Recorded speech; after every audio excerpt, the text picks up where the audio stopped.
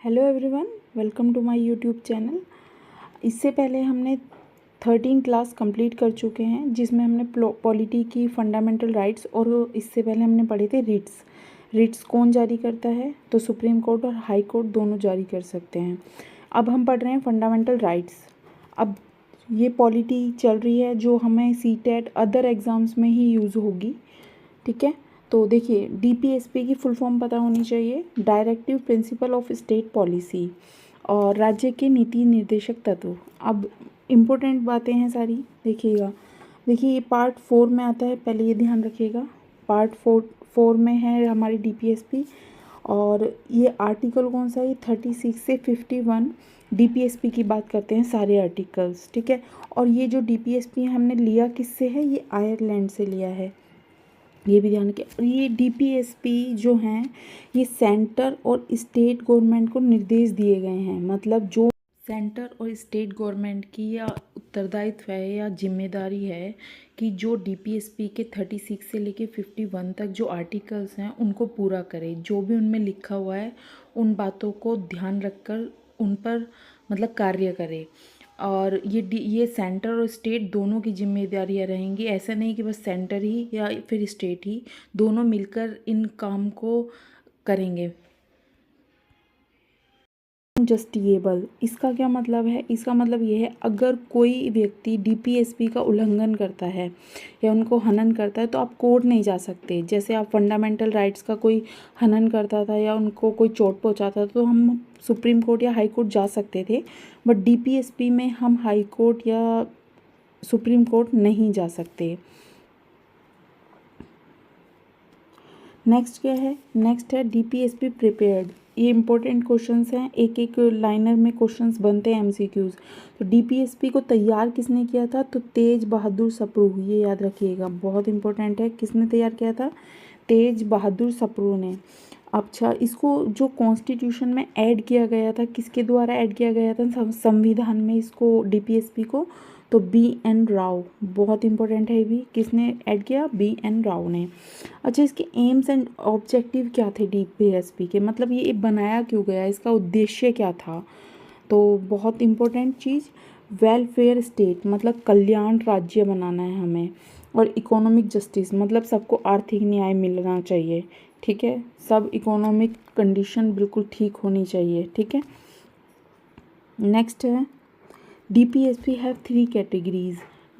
जो डीपीएसपी है उसमें 3 कैटेगरीज, मतलब इन 3 कैटेगरीज में ही आर्टिकल को डिवाइड किया गया है। आप ये समझिएगा, कैटेगरीज डिवाइड नहीं की गई हैं, लेकिन जैसे ये हुआ गांधीवाद, सोशियोलॉजी आइडियोलॉजी या लिबरल आइडियोलॉजी, तो इन तीनों के थ्रू ही आर्टिकल्स को डिस्ट्रीब्यूट कर दिया गया है कि कौन सी आइडियोलॉजी में क्या क्या कहा गया है, ठीक है। तो हम एक एक करके पढ़ेंगे सारे आर्टिकल्स। जैसे पहला आर्टिकल देखिए, गांधीवाद आइडियोलॉजी, गांधीवाद विचारधारा। इसमें कौन कौन से आर्टिकल पढ़ने हैं आपको, आर्टिकल 40, 43, 43A, 43B और 47। ये आर्टिकल्स किसके अंदर आते हैं, गांधीवाद विचारधारा में।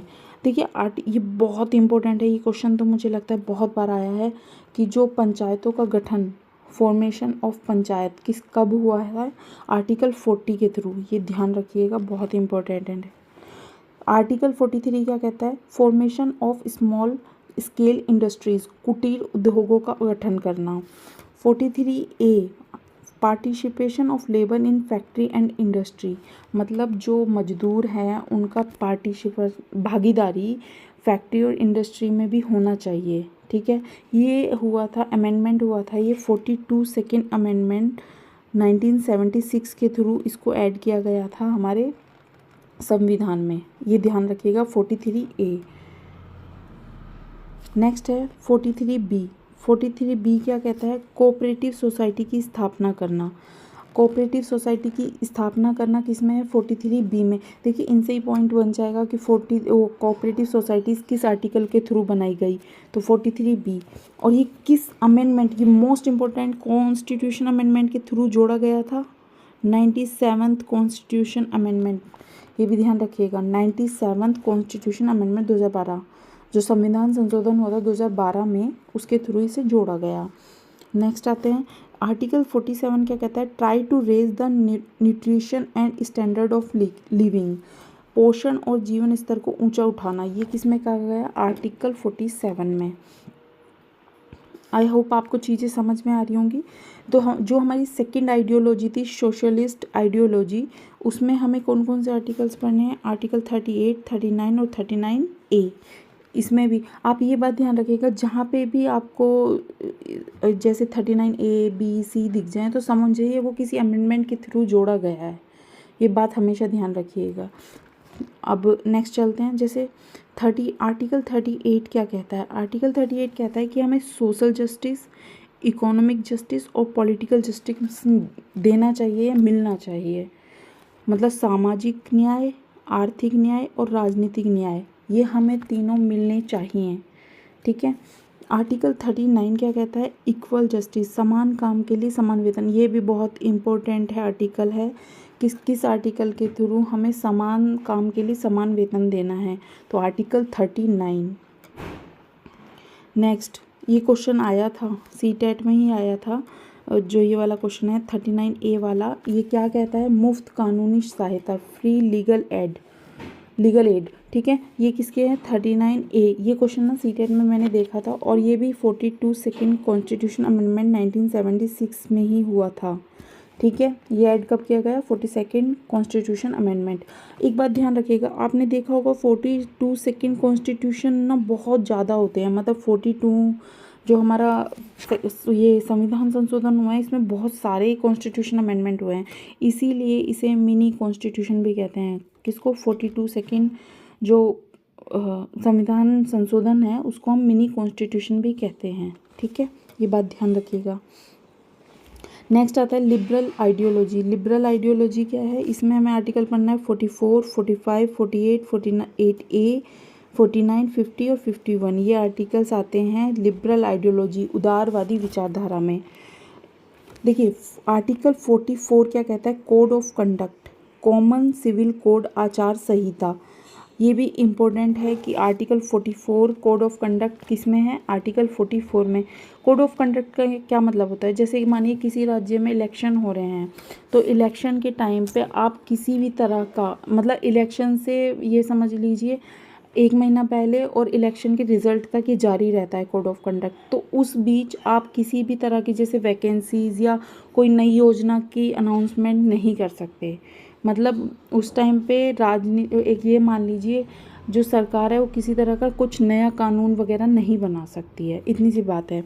आर्टिकल 44 क्या कहता है, आर्टिकल 44 कहता है फ्री एंड कंपलसरी एजुकेशन। ये तो आपको पता ही होगा, मुफ्त और मतलब कंपलसरी एजुकेशन देनी है आपको सभी बच्चों को, 45 में कहा गया है।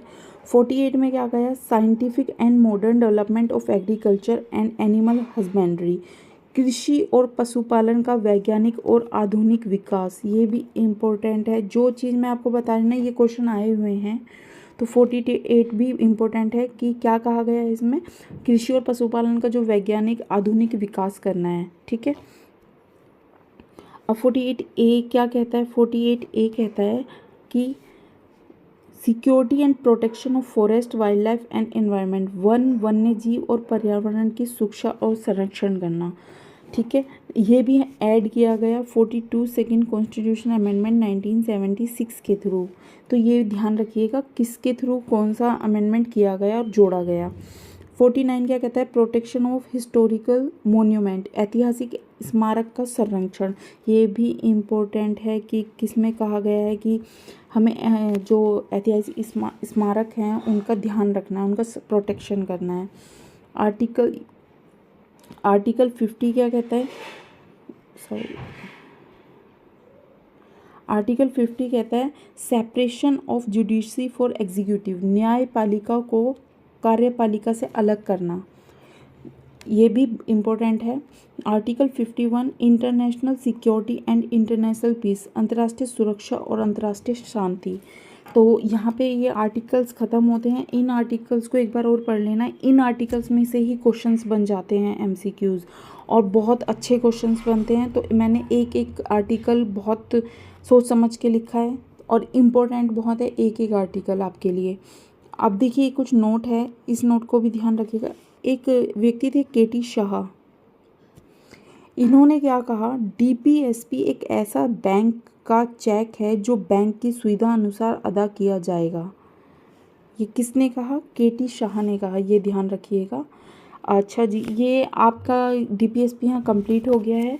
इससे नेक्स्ट हम पार्ट 5 पढ़ेंगे, जिसमें हमें प्रेसिडेंट या यूनियन और स्टेट गवर्नमेंट क्या होती है ये सब पढ़ना है, ठीक है।